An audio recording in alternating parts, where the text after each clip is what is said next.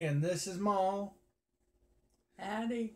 and this is a YTPC slash Mom&Me video. And I tried last time to get Mom to do a YTPC video with me. And matter of fact, before the video started, she tried to even smoke one of my pipes with me. And anyways, tobacco's a little bit more strong than what she's used to, but she's smoking her brand of cigarette.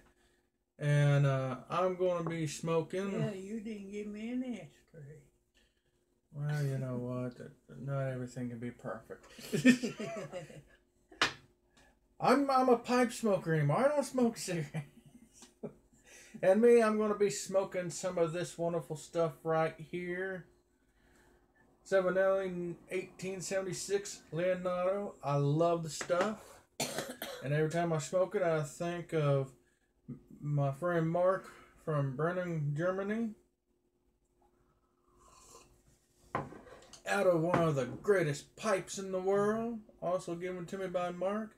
And I'm using one of the greatest hampers in the world, given to me by my buddy Mark. Anyways, I'll be back with that ashtray in a second. Till then, here's Mom. Take the show, Mom. Yeah, I smoked tobacco before, and I grew tobacco. And I even went to the auction house where tobacco was sold. And you know, that was an experience. I think everybody should go to where a tobacco house is and take your children, let them know what's going on, how things are sold, and stuff like that. I also like the fact that,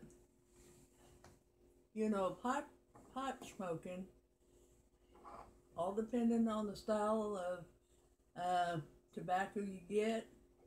I like the milder tobaccos because it's easier on me. And getting older, it just seems like it's better for me. That's why I smoke light cigarettes. And that works for me too.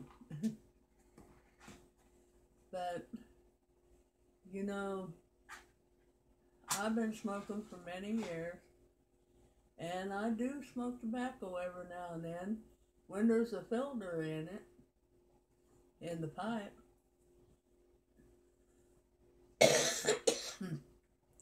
But, a lot of people don't understand. My mother came from Kentucky. She never smoked a pipe, but her family grew tobacco too, and so did my dad's family. And me and my husband that died and left me a widow, he took and grew tobacco here in Indiana. And our tobacco sold quite good.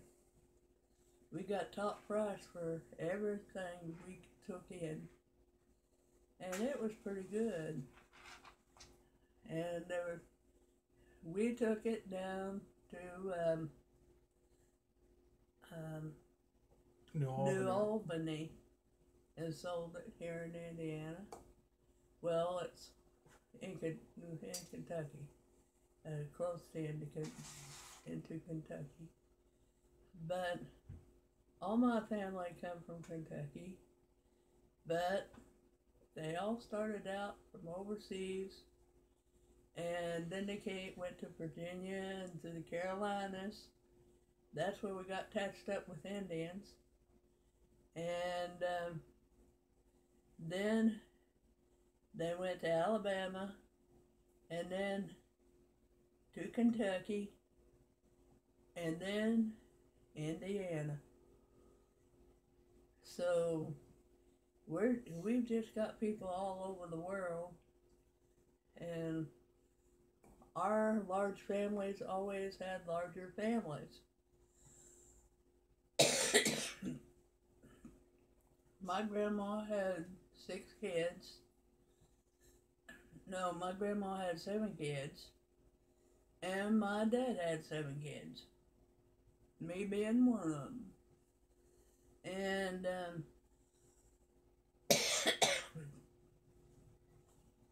we lost our parents, but you know, when you learn the Kentucky ways, they don't leave you. And when you learn that people can say hi and not look foolish, that's good too. Because a lot of people think anybody that keeps saying hi to you and asking you how you doing, that they're crazy. And I'm not crazy. I think you should tell your kids you love them, and tell your brothers and sisters you love them, and just be friendly, shake hands, you know. Shake hands when you make a deal, you know, with somebody, and give your word on stuff. You know, that's what it was like back then. You gave your word that you were going to do something or pay something, and you kept that word. Or you had a good reason for it, which was death. But, you know, you got to always keep your word. You got to always be all you can be. And you got to always do what's right, even if other people think it's wrong. But you know, what you feel in your heart is right. That's what you should do. But it all depends on who all it's going to affect. If something in your heart says that you are to take and break up a family, no, that's wrong. That's not right. But if you have tried all you can, done all you can, like I did in my lifetime, I protected my kids above everything. And I raised them to do what's right. I raised them to be as good as they can. And you know, a person can raise their kids like that, and what they do when they get on the outside, away from you, now that ain't your fault. What a kid does when they're out of your sight, that ain't your fault. And whoever says it is, strike them. Because you can't see through walls. And if you can, let me know. And I'm running. But, you know, you just got to make your life what you want it to be and what you think it ought to be. And a parent has to let a kid go to live their lives when they reach a certain age. And then what they do from then on is totally on them. And you know, you can stand by, listen to them cry sometimes because bad things happen.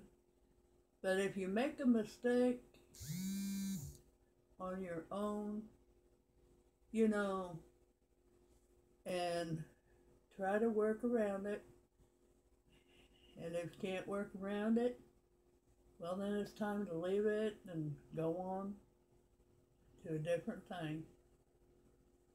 You can't run other people's lives. You can love people, but you can't make them do what's right. You can't make him believe in the things that you believe in, but you just got to go along with a few things, but not give yourself over to all things that they say. you know, you got to be your own person. Whether you're married or not married, whether you're going with somebody or not, you can't give them everything they want, especially if you feel in your heart that it's not right. I mean, if somebody says, let's go out and murder somebody, no way. I do not think so. And if I ever cut a kid of mine doing that, it's turning over my checkered apron. But I'm going to have to find that thing anyway. But, you know, a parent is always going to be a parent. They're going to give you ideas, and you're going to think that they're trying to get into your business. They ain't trying to, but we've been through some of your business before. We know what you're like. Parents knows their kids, but you know, they have to let them make their own mistakes. And that's what I'm letting my son do. You know, going out on his own, working, pushing him out of the nest, kind of say, but being there for him in case he needs me. And I'm the same way with my daughter. I don't have favoritism. I love both my children the same. And I wouldn't give you nothing for them because I love them too much. But I tell you, don't let anybody try to hurt them, because that's when Mama's claws come out. I stand by my son because I taught him not to lie. There we go. Well, that's my curse. Well, I'm going to let my son talk to you. What? I need you to talk a little bit more. I gotta go get something else. That phone's gonna turn off. Okay. Well, I guess you got me for a little while longer. I never can be fully loaded, I tell you. I tell you, it's something if you are.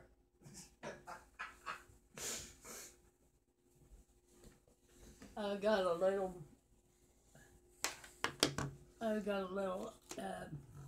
hay fever going on here, but that's okay. Things could be worse always.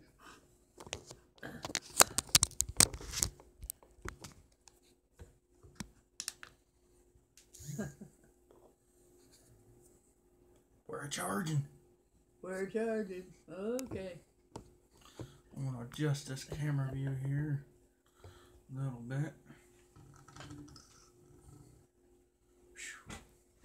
Something else is gonna go wrong. He's a good boy. Things could always go wrong, but you can always make them right. If you try. Well, ladies and gentlemen, I just also like to say that me and Mom are drinking this delicious coffee that I made earlier today, and me and Mom have been kind of experimenting with turning some regular coffee into some nice flavored coffee. I kind of made a little cherry flavored coffee. Turned out pretty sweet. Well, cherry and chocolate coffee. Somehow the experiment worked by accident. For a good accident. Oh, yes indeed, yes indeed.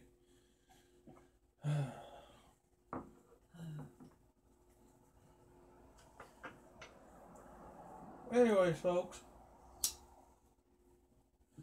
I received a wonderful, beautiful, more than what I was expecting package that arrived in the mail yesterday.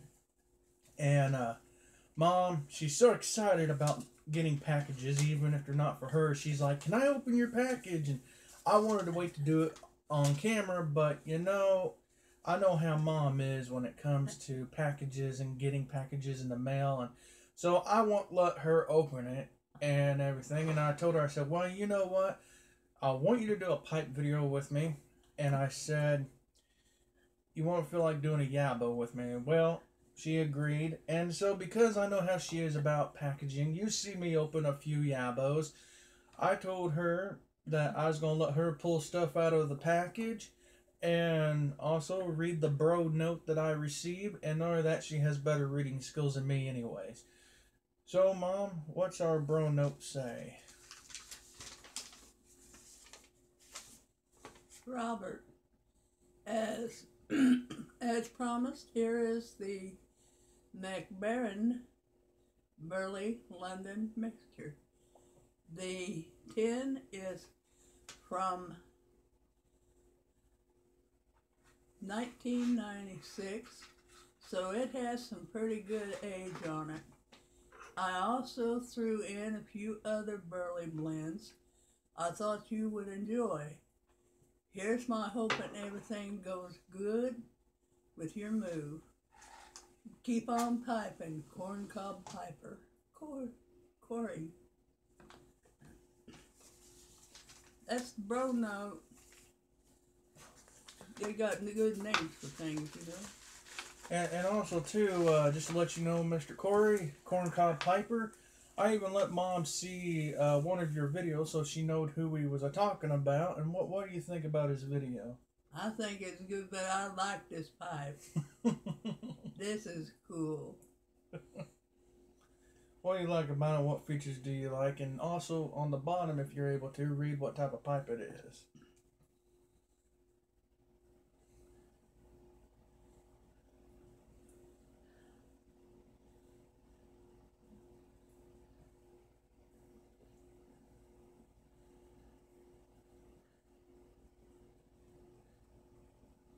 I think it's Mississippi or something. Missouri. Missouri? Yep. Uh-huh. Missouri Meerschaum Corncob. Uh-huh. It's a pretty one. When I first opened it, it felt so cold you thought it was stone. But it is the best looking corncob pipe I have ever seen. And look at it, you can see the filter through that. I just think that's just neat.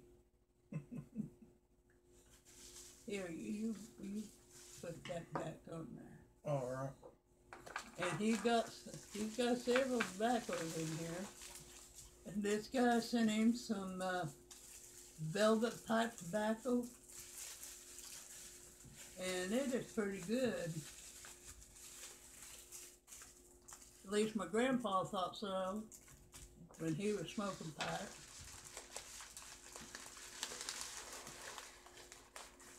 Okay. Got this $2 Cockstrong, or Corkstrong, or whatever. Cockstrong is what it says. C-O-C-K strong.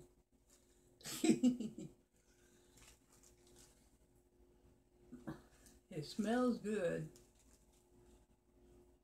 Don't smell harsh.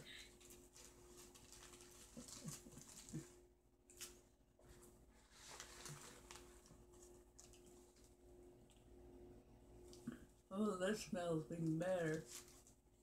It's McBaron's London Burley Mixture, 1996. And you want to know something interesting about that blend, Mom?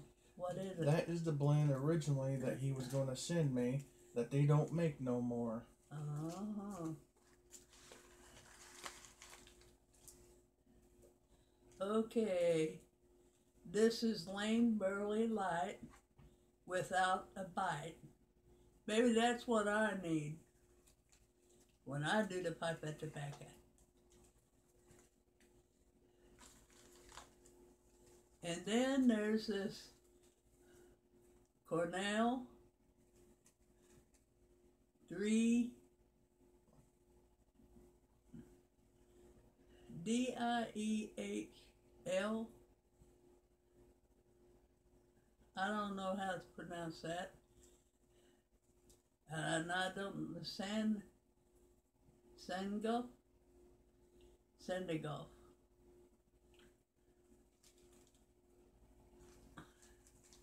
That smells good too. Well, we got an empty bag now. See? I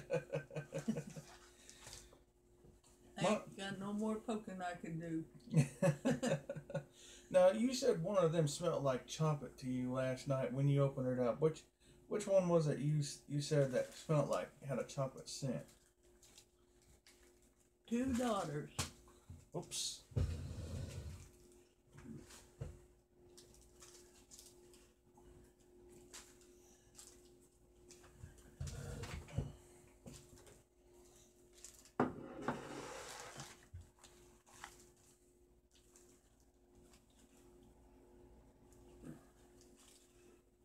No, 1 or 2 daughters.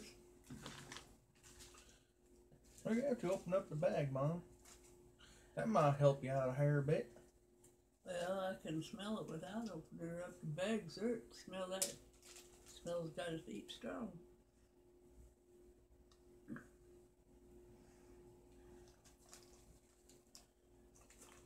That's not it.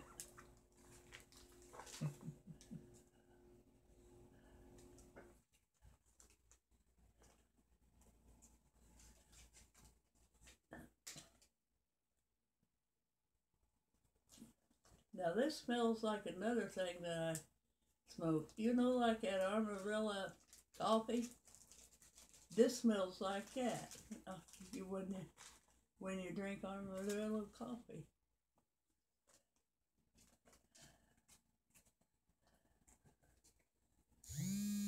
I'll get to it soon here, guys.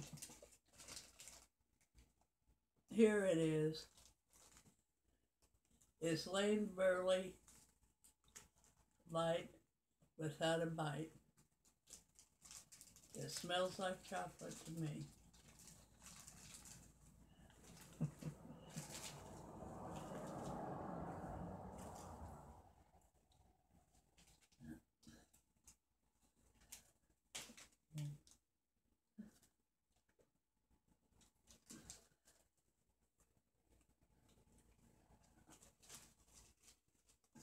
Now, ladies and gentlemen, you probably won't believe this, but my mom has a nose like a bloodhound.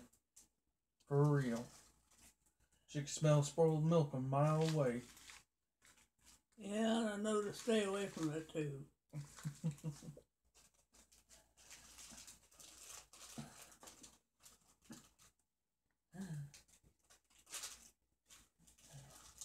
I had a super sensitive smell. I don't know how I got it, but I could smell something bad from a mile away. And I can also smell things that are good. But the worst thing in my life was when Dad made me drink Blink milk. Us kids craved milk because we couldn't afford it too often. And we craved milk. And when we had it, we wasn't allowed to drink all the milk we wanted. We had to take it a little glass at a time. But I'll tell you, it was sure hard watching other kids. The only time we got milk during the day was when we went to school. School, it was a good place. You got milk, and I loved that. But I never could drink whole milk because too much fat in it. And too much fat in the milk, it hurt me.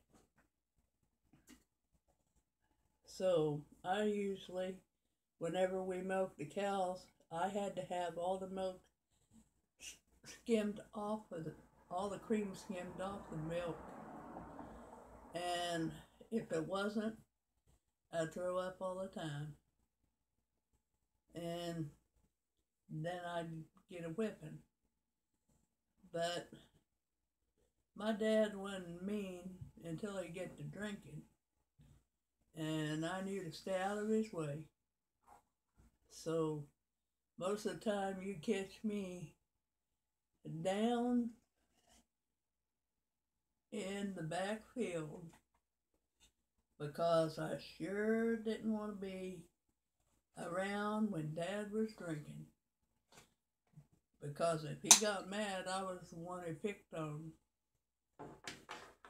So I stayed in the backfield until he went to work. He worked night shift at the brickyard. And I tell you, Dad was as good as can be. But when he got to drinking, he could be mean. So it's not good for dads to be drinking and then take their punishments out on their kids. I know, I've been through it. And the only time I got out of it was when I took the last beating, and then I hit back. And I floored my dad. And he never hit me again. 'Cause I hit him, he never hit me again. It must have been that bad because I had a lot of years built up behind that fist. But I'm not the kind of person that likes to hit an adult, you know, just because I might be a little stronger or something like that. I don't like to hit, but I will if I have to. It's never right to punish kids for something that they didn't do. And that's what my dad did when he got drunk. Everything that was bad, he took out on me. Of course, I wouldn't let him hurt my little brothers or my sisters. My little brothers, my little sister, or my big sister. Well, older sister. I'm the tallest girl in the family. And that's 5'5".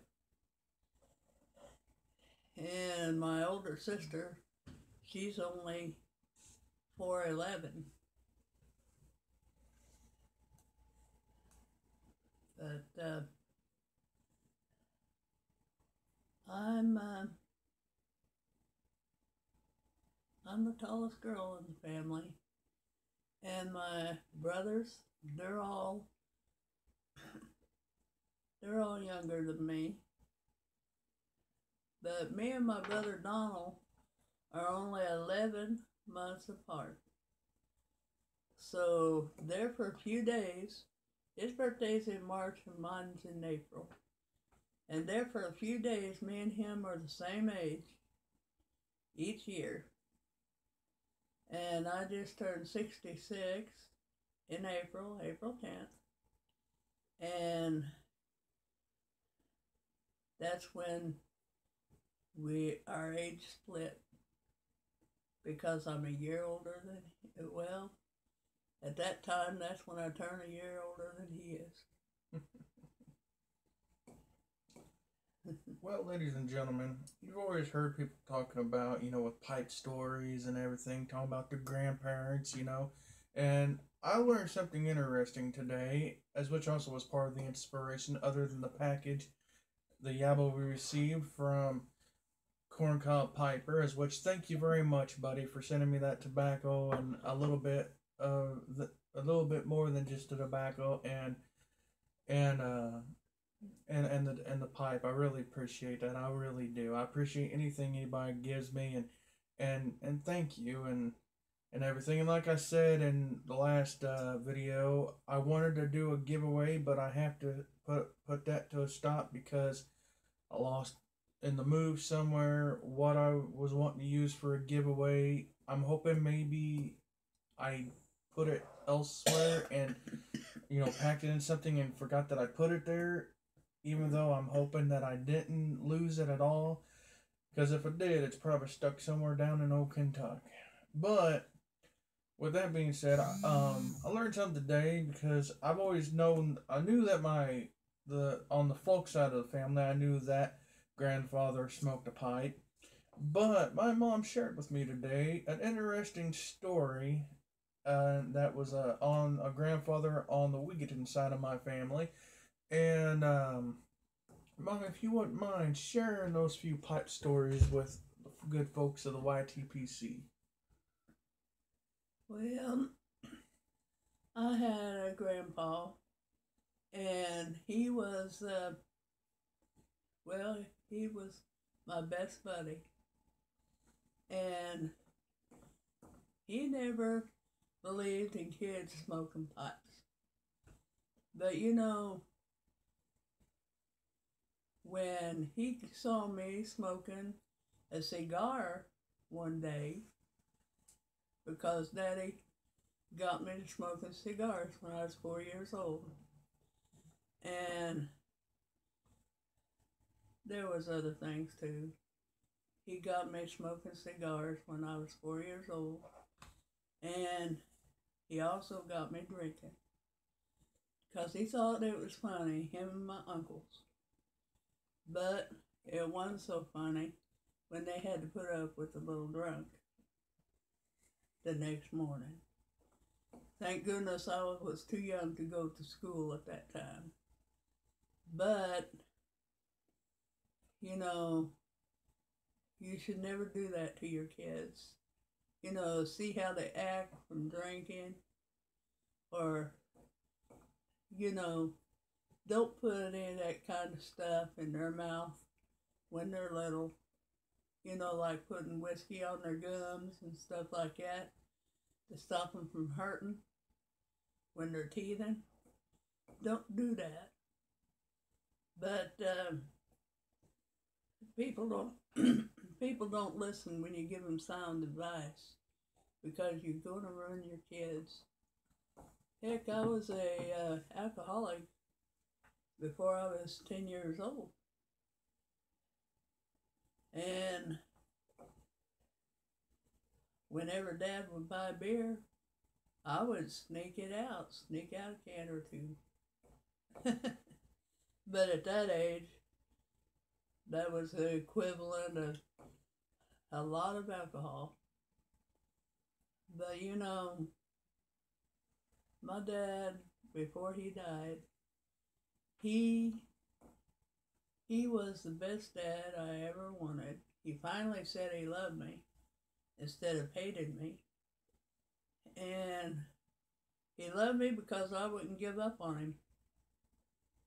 He told me lots of times to get out of his house and to leave. And I said, "You're not getting me out of this house unless I want to go."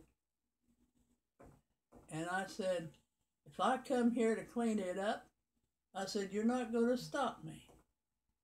I said, "You can try it." But I said, "Otherwise, this place ain't going to get cleaned up." I said, "Because you sure won't do it." Well, needless to say, he shut his mouth on a few things. Because when I got older and moved out on my own, I came back. I still cleaned. And I also took care of my mother. I would give her bedside baths and stuff. so that she would be able to, you know, be clean when she went to the doctors and stuff like that. But mostly because she needed to be clean and nobody else knew how to do it right away. But I knew how to wash her hair and all that stuff. And I helped with my mom. And I helped with my grandma before her. And that was my dad's mom. I helped her for 3 months before she died. And then my Aunt Rosie, who was married to my Uncle Gene, I helped her. And then I finally started on my own life. You know, sometimes when you help other people, you forget about you. You forget about what you should be doing for you. And I did. I was so tired after taking care of everybody else that I didn't know how to take care of me. But I tried my best. But now I can't take care of me too well. And whenever my son's home, he helps me keep things going. I can't stand up too good. So my son, he stands up and he washes the dishes. And if I have trouble cooking, he will cook.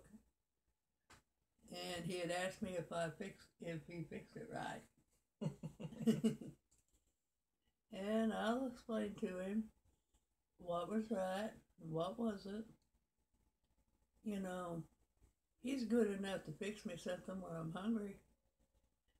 You know, so why not accept the help? I know what I can't do, and I know what I can do. And when I can do it, I'm up and doing it. But when I can't do it, when I know I'm going to fall, I won't do it.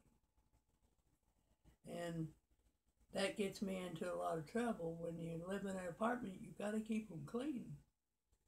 And I try, but I can't do it on my own. And before my son came down here, I wasn't able to do it on my own because I couldn't hardly stand up. I couldn't hardly walk. But certain days I can get up and I can walk and I can stand up for a good amount of time. But unless I can do that, I can't do nothing. And my daughter sometimes don't understand that when my legs are hurting so bad and I can't get up, I can do nothing. I can lay on my recliner and put my legs up, and that keeps the swelling down. I got neuropathy in my legs. This mom has neuropathy. I got sugar diabetes. And I also have other things wrong with me. I got heart trouble too.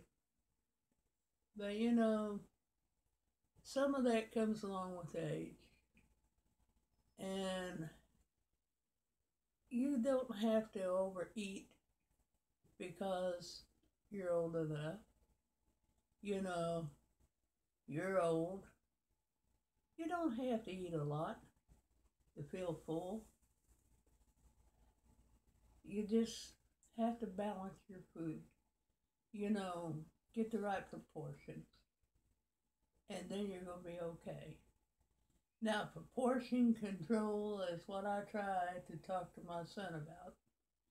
You don't need a great big huge steak to know you've eaten something. You don't need an endless bowl so you can put chili in it every 5 minutes. But it's so good. I know, but that's beside the point. There's always a tomorrow. And it always tastes better the next day. Tell me I'm wrong. No, you're right there. I do got a question though. What? We're gonna get to the pipe story. Well, you're going to get to the pipe story now. Oh, okay. Well, I can't remember. You tell it better. That's why I asked you. But my grandpa, he smoked pipes. And when he smoked pipes, I would get the feeling that it was something neat. You know, I'd see him with that pipe in his mouth, holding it like that around the bowl. And he'd take puff after puff off of it. And sometimes he would inhale that smoke. And it didn't affect him.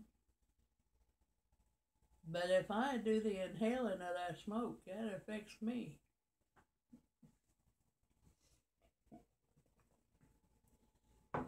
It's just like cigarettes. I can't inhale cigarette smoke, but I can puff on them. I guess that's what I need, something to do with my hands. But you know, he smoked all types of tobacco. He would go and get a dark colored, and he would get a light colored, and then he'd get a little tin of Prince Albert's tobacco and smoke that in his pipe. But he smoked all kinds. And you even say you even smoked this kind here? Yeah, he smoked this velvet pipe tobacco. And he liked it. And sometimes, if he wanted a cigarette, he'd roll some of that up into a cigarette. Oh, wow. Mm-hmm. What type of pipe did he smoke, Mom? Or did he have one pipe he smoked particularly, or did he have several He pipes? had a pipe exactly like this one that he smoked almost all the time. And whenever that went bad on him, he got another pipe. Was it just like another one just like that one, or did he ever switch it up? He never switched it up. Now, he did find a corncob pipe that he liked real well one time. And then he had a stone pipe. What color was the stone pipe? It was red. Red? Mm-hmm. So he smoked a pipe made out of pipestone. Yeah. That's something. But he liked all sorts of things. When he was smoking, he smoked without filters. And I cannot smoke without filters. It's either a filtered cigarette or no cigarette at all. Mom, out of all the types of pipe tobacco there is, whether it's something I've smoked or something you remember someone else is smoking, what's, well, I tell you what, best way to break this question down. When you was growing up as a child and everyone that you knew that may have smoked a pipe, what was your favorite pipe tobacco smell or flavor that you remember someone smoking that you just loved, that made you happy? Well, it was a aromatic smell. And it was so good, but it was also kind of sweet smelling. And it made me think, well, somebody put some different kind of tobacco into one kind of a tobacco. Do you remember what the tobacco itself looked like? Color, shape, whether it Well, was... some of it was black, some of it was kind of light brown, and he liked that burley tobacco. He liked it, especially Kentucky blend. But he's kind of prejudiced there because he raised tobacco when he lived in Kentucky. He was a Kentucky man through and through, even if it wasn't in Kentucky, huh? He would send and get some of that from Kentucky. Oh, wow. I bet back in them days you could find a good tobacconist shop just about on every corner, just about, or at least one in every town. Well, you can find a pipe shop. You can find a good tobacco shop, too. Oh, wow. Mm-hmm. Now, when you was growing up, where was the most common place that you could buy tobacco, or the places that you could find a tobacco pipe in? You ever been to a tobacco warehouse? Yeah, remember you and, you're not talking about the ones that you sell tobacco to? Uh-huh. When me and Dee was real young, you up and took me and Dee, you and Dad did, to the tobacco warehouse where they auctioned off the tobacco. I remember that. It was just some big warehouse, had bales all over the place of different types of tobacco. And I never could remember all the names, but I do know there is a grown tobacco out there, and I remember it was real small, that was called, all of it was called, it was called Indian. That's all they called it, was just Indian. Now I don't know if it was a particular breed strand of tobacco, or if it was like a location in which it would be grown, or a style in which it would be grown in, or what. But I remember that tobacco being called Indian, and it was just a light darker tobacco than the lighter brown color that we used to grow. Oh yeah. As I think the tobacco we grown was classified to be a Virginia or a Kentucky, I think. It was a Kentucky tobacco. Yeah. And, well, the tobaccos grow, the plants grow. You got to keep them worms off of them. You got to get out there and spray them. Start spraying them when they get about 4 to 6 feet tall. And our tobacco, it grew big. And, in that tobacco warehouse, I seen tobacco where they took and baled it, and they made great big round things out of it. I mean, it looked like a hat. It started down, looked like a brim, and then it kept going up and up and up and up, and it had a mountain on the top. So you pretty much seen a compressor, more or less, for tobacco. Yeah, we used an air compressor to press our tobacco into squares. Oh, you mean the baling process? Yes. I remember this. On the farm there, we had 3 bins, and this is the way I remember my stepdaddy telling me about this. We had 3 bins that we would throw leaves in. You had your 1s, your 2s, and your 3s. Well, your 3s were the leaf at the very bottom of the tobacco plant, the biggest leaves on there, You don't get it. That was the 1s and the 2s. Okay, the 3 was a little trash at the top. And it took a lot more to get that than it did to get 1 and 2, because they were the bigger leaves. Well, it's been quite a few years. But I'll tell you, we had good tobacco. But the cigarette people bought ours. Ours was good enough for the high-priced cigarettes.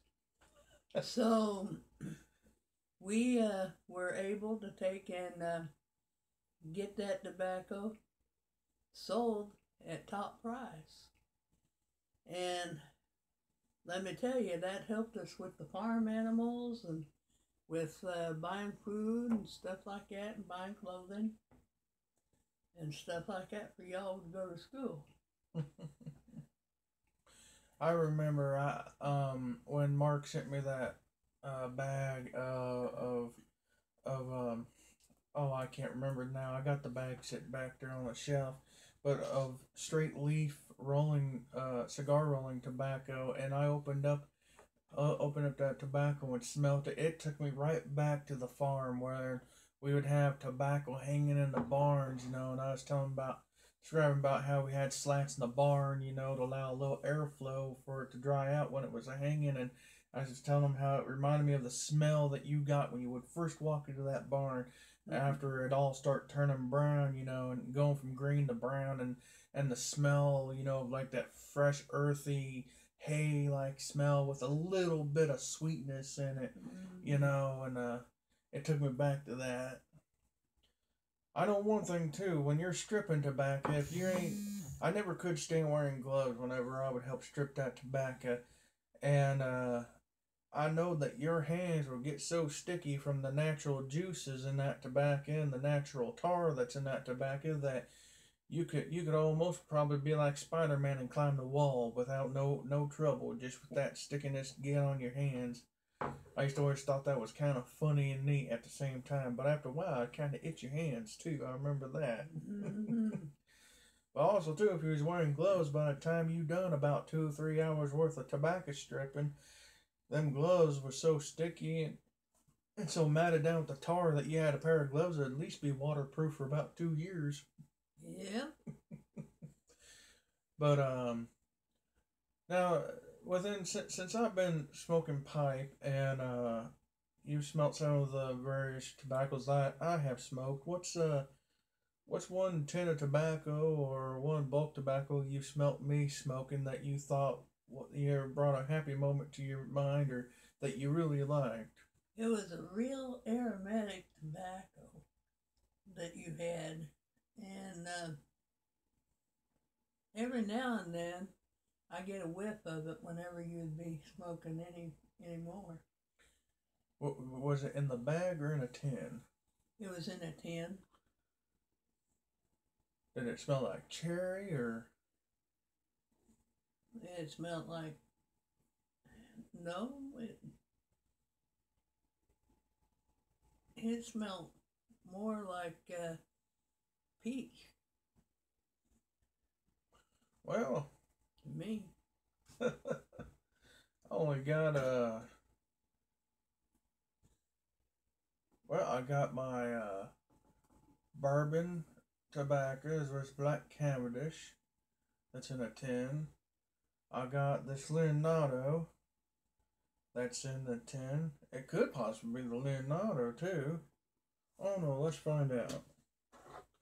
By the way, folks, this is also some that Mom tried to smoke with me and my corn cob here. It didn't smell like that, did it? Yep. So you like the smell of that? I like the smell of it. That's pretty harsh, though, for someone that don't smoke pipe a lot. Uh-huh. See, that to me, that's a in-between aromatic and to a straight Virginia and all that, all the non-aromatics. But it tastes like it's got a nutty smell to it, too. It kind of does. I think it's supposed to be like a Christmas blend, or if it's not, because I got like several different, every time I smoke it, I get several different flavors from the tobacco. Mm-hmm. And even more so, it also depends what pipe I smoke it out of. Almost puts you in the mind of the smell being like a fruit cake. That's the taste I got when I was, when I first started smoking it, I started getting all these different, even a light cinnamon taste in it almost. I'm going to have to back out of here for a minute. Alrighty. I'll be back. I'd just like to say for the viewer that we had, thank you for watching and thank you for the like. And also like to say too that once again, I'm bad at remembering names. I gotta look at your letters here. Bro, nope. Mom likes that, by the way. She's like, bro, nope. Yeah, I like to say thank you, Corey, at Corncob Piper. And I really appreciate things like this. I wasn't expecting nothing um, but that blend right there is which I don't know if anybody, I'll show everybody that.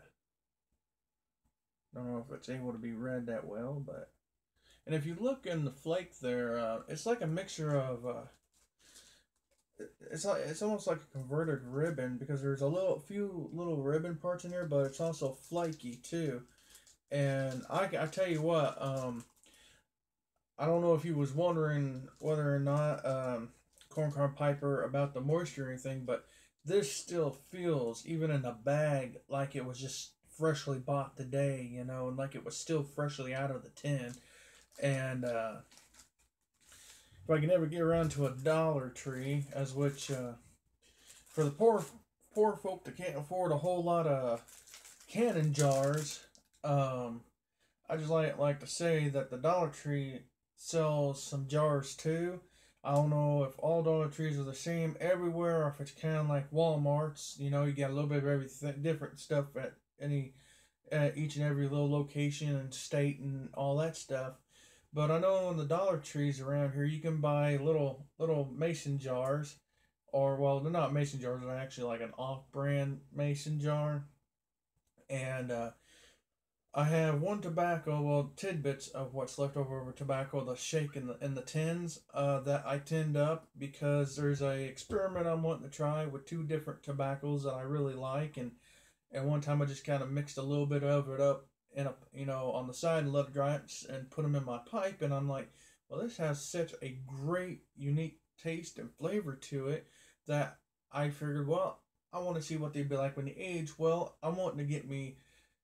I'd say if I can afford it eventually, I would like to get me about 15 tins of each tobacco and just put half, and get them both 50 grams tins, and put a tin in, put a tin of the other in, mix up in the jar a little bits and kind of level out and go from there, and try to get 50-50 of each one, in the tin. Right now I just got, or in the jar, right now I just kind of got like the bottom shake more or less of what was left out of both tins. And I'm going to experiment and see what it would be like to let both those two different tobaccos age together at least for a year, just to see how well the aging will do for it.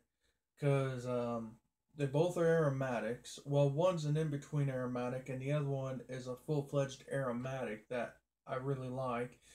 And I'm just wondering how both of them would go good together, because each of them individually on their own was a great tin to smoke in the morning while drinking a wonderful cup of coffee.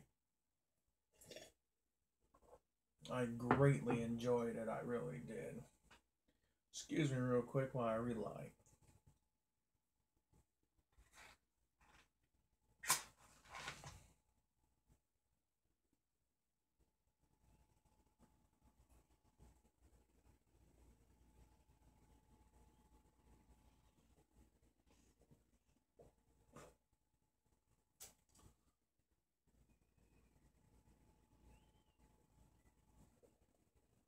I really do love this tobacco that I got from Mark.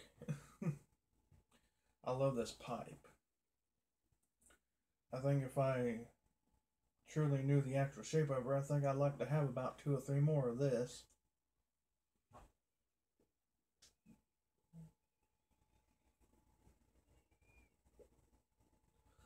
There's a tobacco in a shop in Indiana. I never knew it existed till I was watching Mutton Chop Piper. which was one of the first few YTPC channels I started viewing before I started making a few YTPC videos of my own.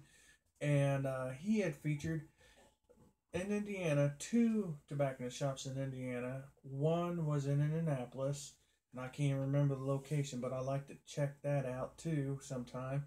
And the other one was in Bloomington, Indiana, which I'm going to roughly say maybe an hour from Bloomington. Could be less than that. And the location where I'm at right now from Duggar, Indiana. And I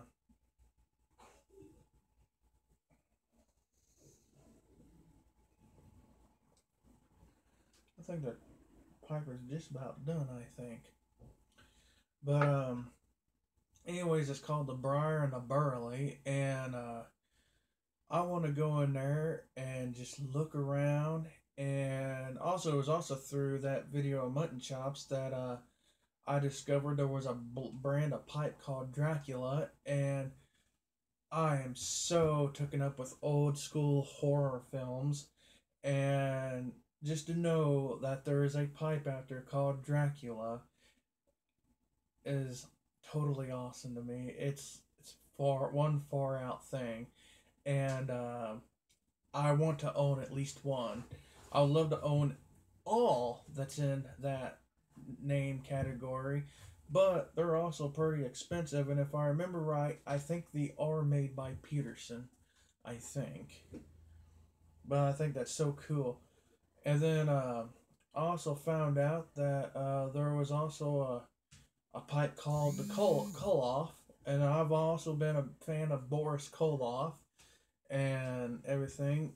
And then something I seen on the Dreadlock Piper's channel, as which he told me um, that it was a artisan pipe that was made, but there's even one that he has that he calls Frankenstein, and it looks totally awesome. Even has a cool stem on it, and I'm gonna try to get a hold of the artisan piper that made his and see if by chance they can make me one. But if it's possible, if it's able to, I don't want one made exactly like how Dreadlock Pipers is, because I don't like having what everyone else has, all the time or anything. And so I like things to be original and unique, and everything. And I mean, everybody, I think in the Piper world, either wants a Peterson or a Seven Nelly. Me, I don't just want one brand of the other or the other. I want all brands. I want all types of pipes, artisan, non-artisan. Just with me, it's all about working on a budget, and right now I got a bit of a small budget right now because, as y'all know, I moved back to Indiana to help take care of my mom and everything, and in the process of doing so, I had to go back to being part time and take a part time position, as far as that, I really didn't want to, but you only get one mother in this life, and so I figured, you know what, even if I got to go back to part time, that's okay because God will help me figure out another way, and that's where I kind of leave it at that. But there's lots of pipes I love to have, and I'm sure everybody has like that one dream pipe, and everything. Me, I would love to own. I wish I had the money to afford a gourd calabash, but I don't think I ever will. But I also like the mahoganies too. They're real cool looking. So I'd even sell it for a mahogany calabash pipe. And then I'd also like to have me, because the reason why I like the first two pipes I'm about to mention, is because I'm a Sherlock Holmes fan, and everything, and I'd love to have me.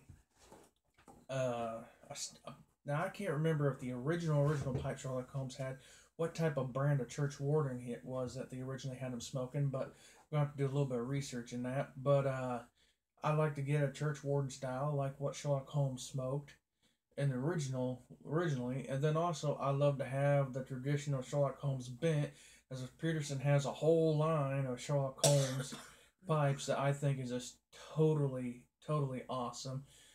including the Dr. Watson pipes too. I like to have them because you can't have Sherlock without Watson. It's like I don't know what else is that like. It's almost like Amos without Andy. Whoever those people were. Believe me, they were old time actors. Amos and Andy. Be like waking up early in the morning. And the McCoys. I think there's actually a pipeline out that's based. That I think there's a Hatfield pipeline. That game, the channel, and I worked with this guy down in Kentucky. Before I moved back up here, me and him was going to have a get together pipe session and do a YouTube video together. And I told him even though I moved, I don't mean when I come back and visit, that we still couldn't get together and do that. But at Games and Ammo, he's actually ordered, I think, what they called a McCoy pipe, and I guess there's like a whole line of them based on the whole Hatfield and McCoy thing. Well, in my family, we are married into the Hatfields and the McCoys. Boy, well, real high is 57, aren't we? Yeah. When it comes to Kentucky, yeah. Oh boy. The only other feud you'd find worse than that was the Scottish feuds. Matter of fact, there's still one of those going on, isn't there? It's been going on for centuries now. Yeah. Boy, for centuries. Mm-hmm. I can't even remember what that was all about. I doubt whether they can either. True. True. Although my cousin did give an interesting thing, and I don't know if me and him covered that on one of our videos together or not, but he said that the whole Hatfield McCoy thing got started over a pig. I always thought it was just two different members of the family wanting to get married, but he said the whole darn thing got started over a pig and got so blown out of proportion that they almost did forget what they was fighting over. Mm-hmm. Ain't that something? And then it started in when the kids grew up. One like the Hatfield and one like the McCoy. Yeah. And that's when the feud started in the families too. Oh, man. Uh-huh. Well, Ma, I think we went over an hour or going towards an hour to 2 hours. I ain't too for sure about that timer right there. Mm-hmm. But, ladies and gentlemen, I'd just like to end this live session. And once again, thank you to Corncob Piper. I thank you very much for the gift. And I hope maybe someday I can return the favor. And I appreciate it very much. And I humbly thank you. And also to all members of the YTPC for everything that y'all have done to welcome me into the community and everything. And also while I'm out at it, Mom, what do you think about the YTPC community that I'm involved with and everything? What's your opinions on it and stuff and the things that you've seen? I think you're pretty nice.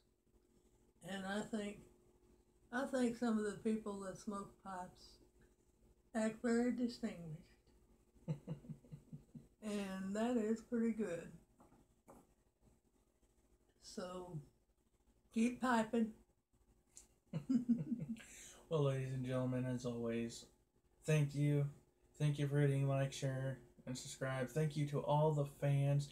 Thank you to all the newer fans that have subscribed to me. Thank you very much. I thank each and every single one of you. And wherever you're at in this world, as always, may you be blessed. And it doesn't matter whether you're a male or a female.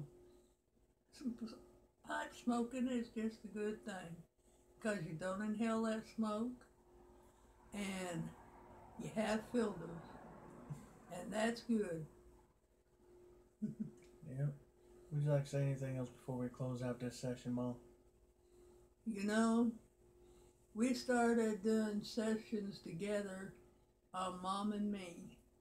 If you ever get a chance, look at some of the Mom&Me things on Robert's thing there. Channel? Yeah, Robert's channel. And you'll see that I'm just down to earth mom, and I don't like bullies. And not only do I not like bullies, I don't like those that think they're better than everybody else. Because we're all the same. Except some of us have heart and some people don't. But I have heart for everybody because God put love in my heart. And that is what I mean. It makes us different. And I love y'all. Y'all take care now. Till next time.